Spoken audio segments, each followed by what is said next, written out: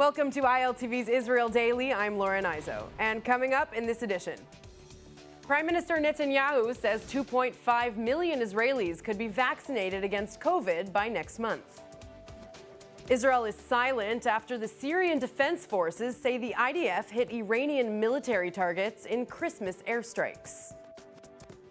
And hockey history in the making. Israel and the UAE hit the ice rink for their first ever hockey game.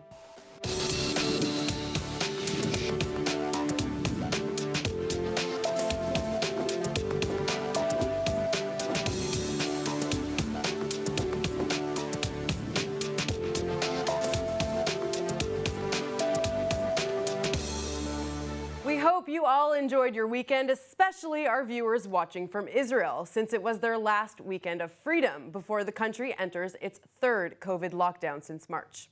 Israelis certainly taking advantage of the beautiful weekend weather before they must hunker down to curb the spread. Hannah Rifkin reports. It's set for 2 weeks, but officials warn it will likely be longer.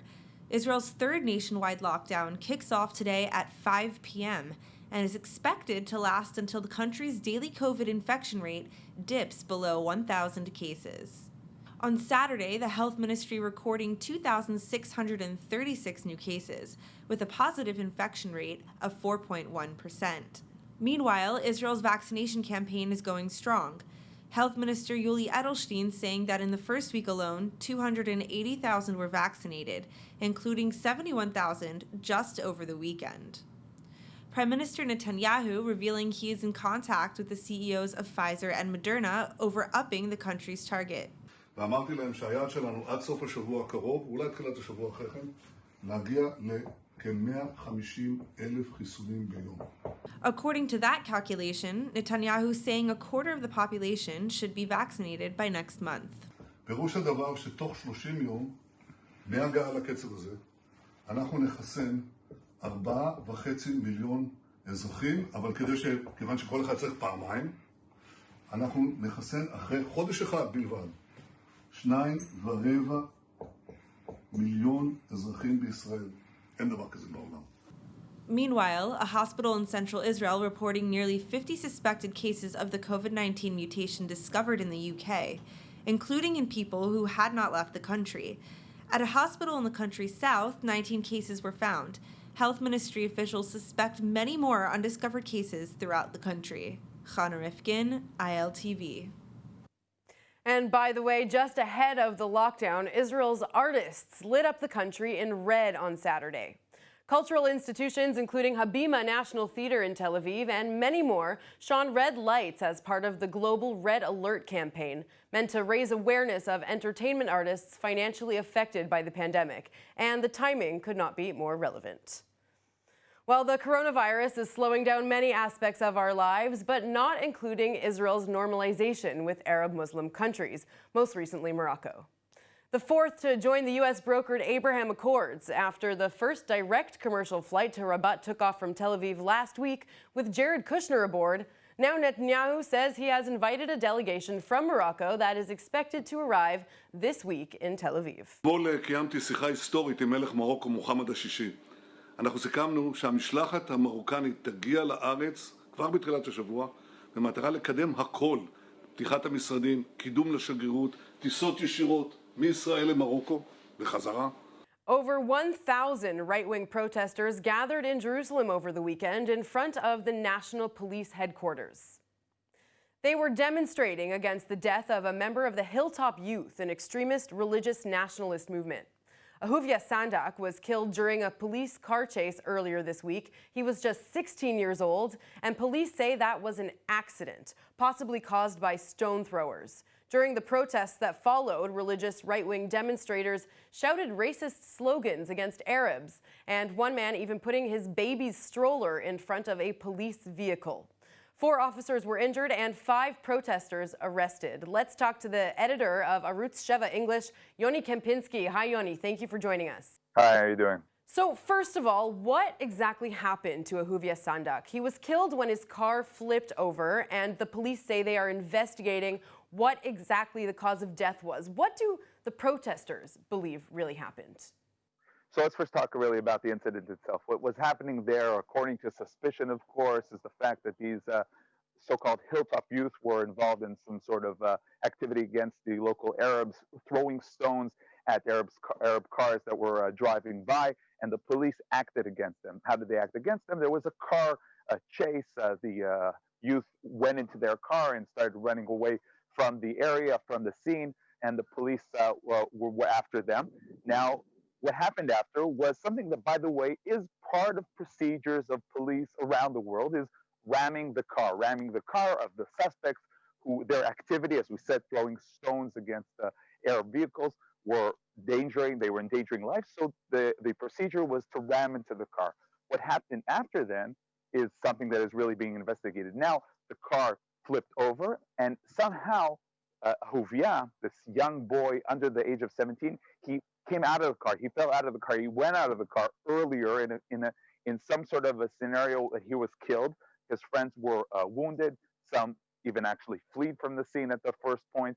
And basically that was what happened. The issue is that what happened after that, according to many of the people that are there, that live in the area, of course, the families and the friends of these youth, is that the police closed the area, did not allow anyone to come close. And we know that the Knesset member Bezalel Smotrich tried to come to there and to see what happened and try to understand, not investigate professionally, but try to understand what happened. And he himself was even physically moved away, blocked away. So that's the first claim, that the police didn't let anyone and isn't really investigating and is only basically investigating themselves. And the first demand coming from the protesters is some sort of commission of inquiry that is outside of the police to try to understand what exactly happened there.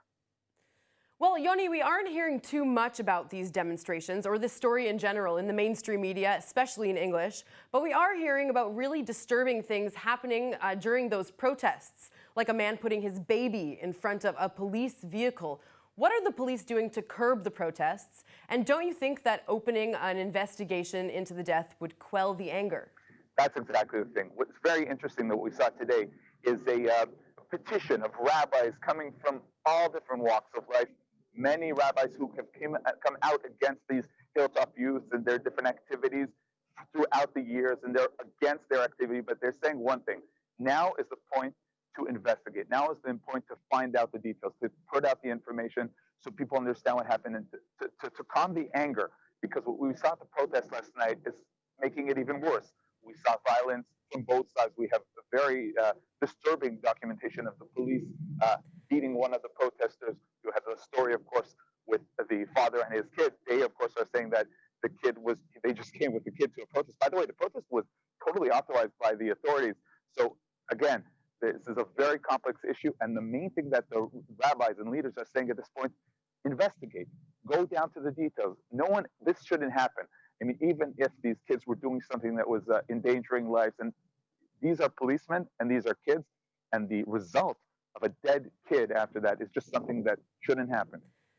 This whole story seems to really be highlighting tensions between this community and with the Israel police. What is behind that dynamic? Exactly. So one of the things that we were hearing throughout the protest is these are murderers, the police are murderers, and these are tensions that we're seeing really throughout the year. The tension between these youths, by the way, sometimes these are youths from families who the families themselves are more, normative, as we call them, part of the system.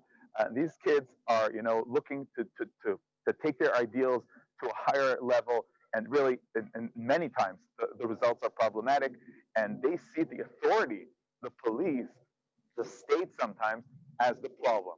So there's one thing when this is, routine, and they do something here, do something there, and a chase here or there. But when it ends with the result of a dead youth, a dead young boy, that really brings the whole tension to a different level. Yoni Kempinski, thank you so much for breaking this down for us. Bye. A suspect wanted for the murder of a mother of 6 near a West Bank settlement was arrested on Thursday.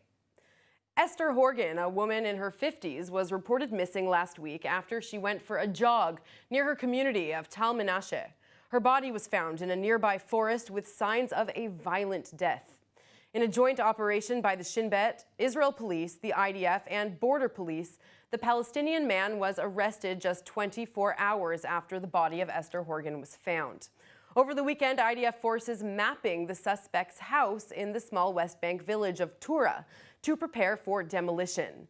Israel's security forces typically destroy the family homes of convicted Palestinian terrorists. The IDF posting on Twitter about the arrest, adding that they would continue to defend Israeli civilians from terror. Over the weekend, escalations along more than one of Israel's borders. In Gaza, the Israel Air Force retaliating for rocket fire. And in Syria, airstrikes killing 6. Many are pointing the finger at Israel, but so far, no claim of responsibility. More in the next report.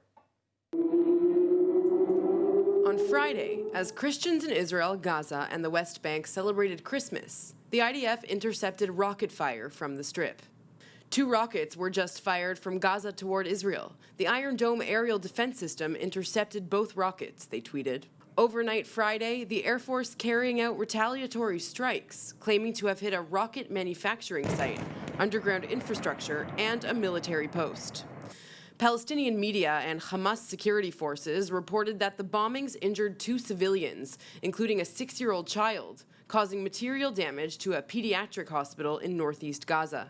The IDF denying hitting a hospital altogether, blaming the damage on Hamas aggression.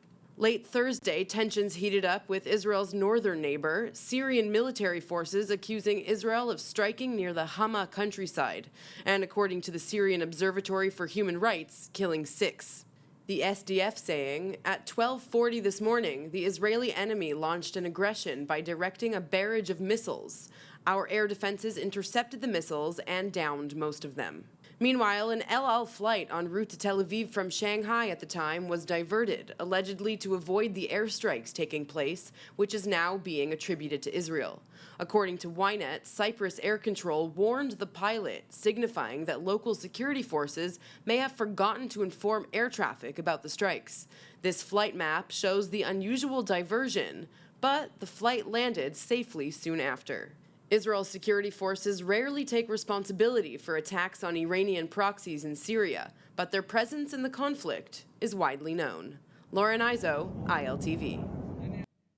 While Israel has had several confrontations with Iranian militants in Syria, both confirmed and unconfirmed, an attack by Iran on Israel could come from an unexpected place. A prominent IDF spokesman saying an attack is likely to arise not through Syria, but Yemen or Iraq. Brigadier General Hidai Zilberman told a Saudi news website that these war zones are secondary battlefields for the Islamic Republic, after Syria and Lebanon, of course. Zilberman adding that Iran has developed a wide range of capabilities in these areas, including drones and advanced missiles. He described the Iranian threat to Israel as a, quote, powder keg liable to explode, without going into detail about past hits or Israel's plan for future deterrence. Let's go live to Dr. Iran Levyman, the Vice President of the Jerusalem Institute for Strategy and Security. Thank you so much for joining us. Thank you for having me. How certain are we that Israel indeed carried out these airstrikes over the weekend? Well, I think I'm not going to break the government policy of avoiding attribution of specific operations, but it is well known and quite openly admitted that Israel conducts a systemic campaign called a Campaign Between the Wars, a CBW, Mabam by its Hebrew initials, to prevent Iran and Hezbollah from building up capacities in Syria and Lebanon that may alter the balance of power against us in a future conflict. And the Iranians have paid a very high cost already for their attempt to establish themselves in Syria. And there are some indications that they are increasingly frustrated, and therefore they may be inclined to use bases further afield for long-range attacks. Hence, Brigadier General Zilberman's warning, and also, if you may recall, things that the Chief of Staff, Lieutenant General Aviv Kochavi, said just recently about people who may act on Iran's behalf and then realize that they have entered into a very costly relationship with Tehran. So how much focus should Israel be keeping on Syria, and how much should they be focusing on Yemen and Iraq? No, Syria is the main battlefield because it determines whether Hezbollah and perhaps even in Lebanon and perhaps even forces in Syria itself could engage with Israel in a major conflict in the future, and perhaps not too distant future. It's very important for Iran to generate a threat to us so as to deter us from acting, if necessary, against its nuclear infrastructure if they continue to go ahead surging towards the bomb. Iraq and Yemen, this is more haphazard. They can throw something at us, but it is not quite of the same magnitude. Still, it was important for Israel to indicate that it is keeping an eye, and we are not alone. I think I should mention in this context the visit in Israel of the chairman of the Joint Chiefs of Staff a couple of weeks ago of the United States, General Mark Milley. And we are keeping an eye on what Iran is doing and what Iranian proxies are doing. And there is, of course, the 3rd of January commemoration, so to speak, of the death of Qasem Soleimani in Iraq. There is the unsettled account, so to speak, of the death of Mohsen Fakhrizadeh. So we have reasons to worry about Iranian intentions and to use our deterrent posture accordingly. We don't have much time left, but I do want to ask you, why do you think that it is way more likely that an attack from Iran would come from a proxy war rather from Tehran itself? Well, the Iranians, first of all, have made the use of proxies into an art across the region, from Hezbollah to the Houthi uprising in Yemen, the Popular Mobilization Forces, Al-Hashd al-Sha'bi in Iraq, etc. And definitely they have, alongside the IRGC element in Syria, they have militias from all over the place, Iraqis, Pakistani Shia, Afghani Shia, etc., who are also there. So the Iranians have made it into a habitual practice.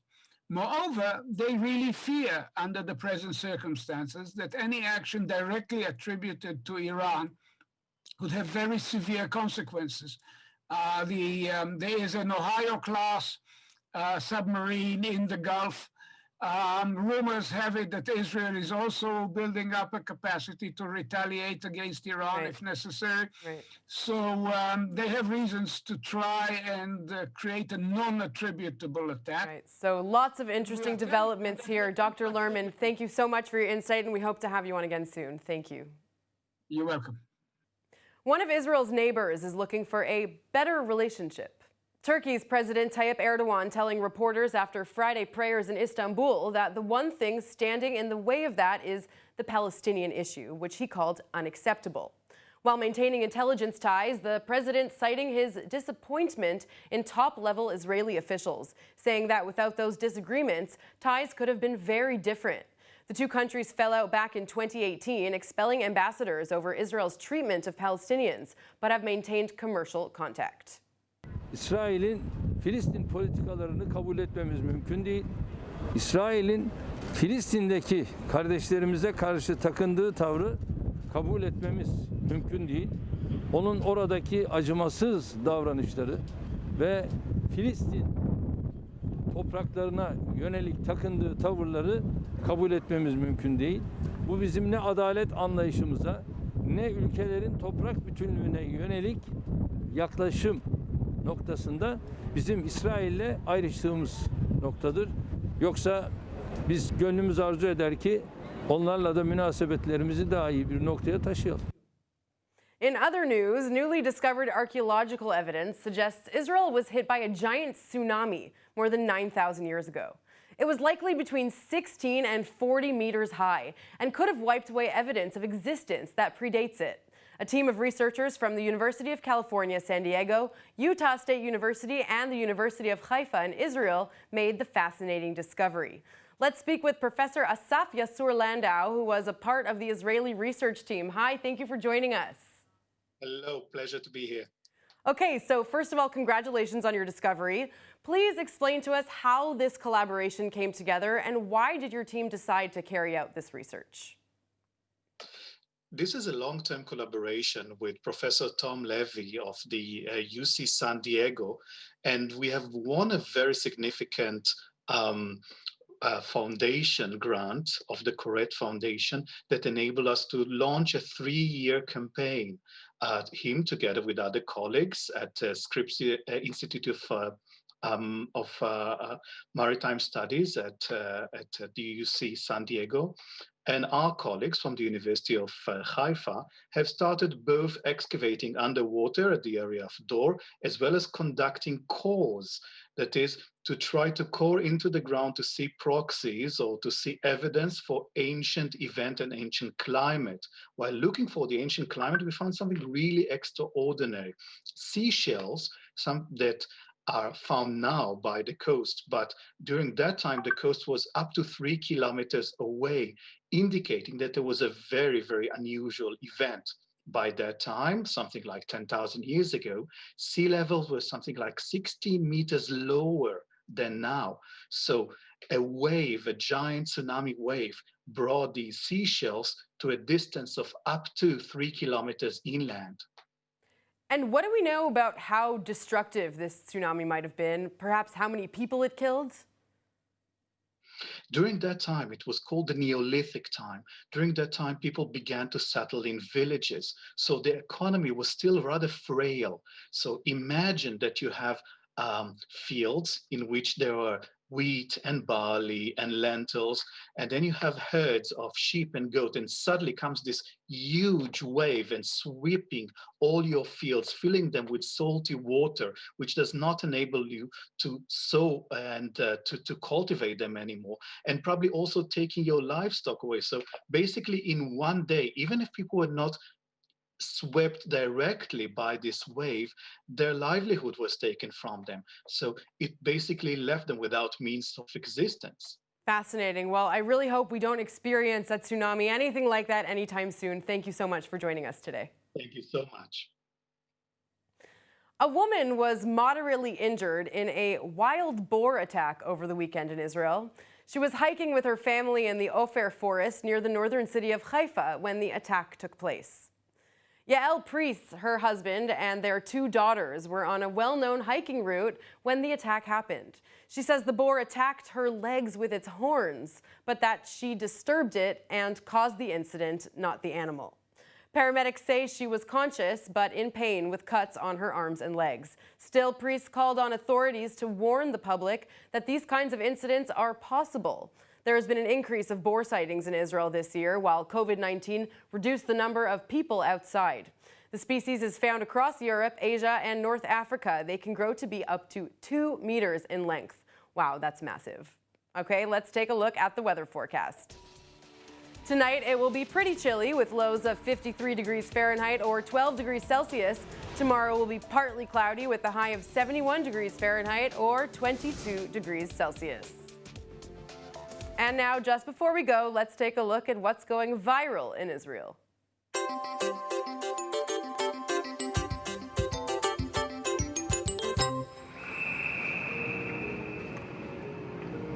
This is a historic hockey game you're seeing. It's the first ever hockey game between an Israeli team versus an Emirati team. That is the Bat Yam Chiefs versus the Dubai Mighty Camels. What a game it was. The winners of that game were actually the Bat Yam Chiefs, but we'll see what happens the next time they meet up on the ice. I do love hockey. All right, that's it for today's news. Today's exchange rate is 3.22 shekels to the American dollar and 2.5 shekels to the Canadian dollar. For more news from ILTV, please like ILTV on Facebook, follow us on Instagram, and subscribe to our YouTube channel. For more news, visit the new and improved ILTV website at iltv.tv and let us know what you think. Don't forget to subscribe to our newsletter for the latest updates. I'm Lauren Izzo. Thanks for watching.